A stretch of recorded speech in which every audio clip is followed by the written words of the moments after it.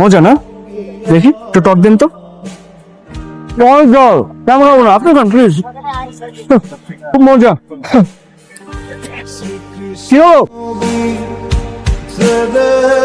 কি সমস্যা আপনার? আপনাকে না বলছে আমার পিছু পিছু না ঘুরতে?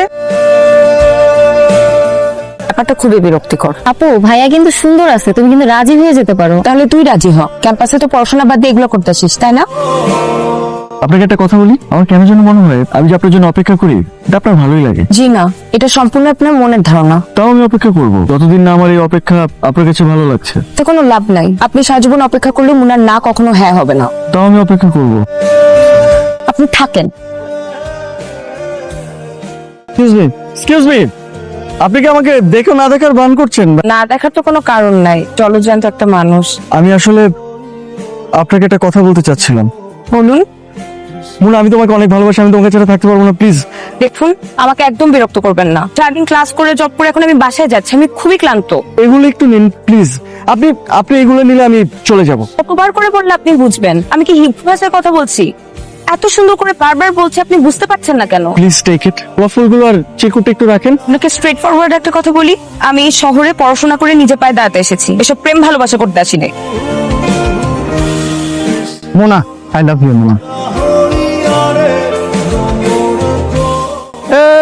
পাগল, তুই কি করছস? এই সুন্দরী ছেলেটা মোনাকে গোলাপ ফুলটা দিয়ে প্রপোজ করছো, কি করা উচিত বলতো? কিরে ভুলে গেছে? এই বেটা, তুই জানোস না তারা ক্যাম্পাসের পোলাপান জানে যে ওই মুনার সাথে প্রেম করে, আর করবি না? কেন ধর? হবে না, হবে না, হবে না, হবে না। সরি বল, সরি বল, সরি সরি। তুমি কিন্তু আমাকে ভুলে গেছো, কোনো খোঁজ খবর নেই, একটা ফোনও দাও না আমাকে। ভাই, কিছুদিন আগে আমি মোনাকে প্রপোজ করি। হ্যাঁ সাবাস। কিন্তু ও আমাকে রিজেক্ট করে দিল। মেয়েরা শুধু মিষ্টি মিষ্টি কথায় প্রেমে পড়ে যায় না, এদের পিছনে সময় শ্রম দিতে হয়। তুই ধৈর্য ধর, হয়ে যাবে। আর ধৈর্যের ফল মিষ্টি হয়। তোমার জন্য শুভকামনা থাকলো। কিন্তু আমি কি করবো বল? তুই চাপ নিস না। আমি না একটা জিনিস বুঝতে পারি না, মোনার এই ধনী লোকদের নিয়ে এরকম নেগেটিভ আইডিয়া কেন, এরকম ডিসবিলিভ কেন? ঠিকই তো বলছি, এদেশে টাকা দিয়ে সাদাকে কালো, কালোকে সাদা প্রমাণ করা যায়। আর কিচ্ছু চাই না, শুধু টাকা চাই, টাকা। আর এটা তো ওপেন সিক্রেট রে ভাই। মোনা আরেকটা জিনিসও বলে, ধনীদের নাকি শুধু টাকাই আছে, মনে কোনো শান্তি নেই। এটা কেন বলে? মানুষ মানুষকে প্রতিনিয়ত ঠকাচ্ছে। কার টাকা কার পকেটে গেল এটা নিয়ে আমাদের কোনো চিন্তা ভাবনা নাই তো, আমরা ভাবি না এটা নিয়ে। তুই তোর বাবার দিকে দেখ।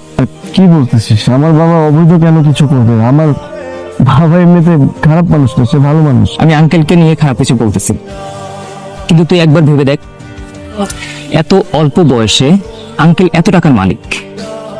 তুই কি একবারের জন্য জিজ্ঞেস করছিস আঙ্কেলকে যে বাবা তুমি এত টাকার মালিক কিভাবে?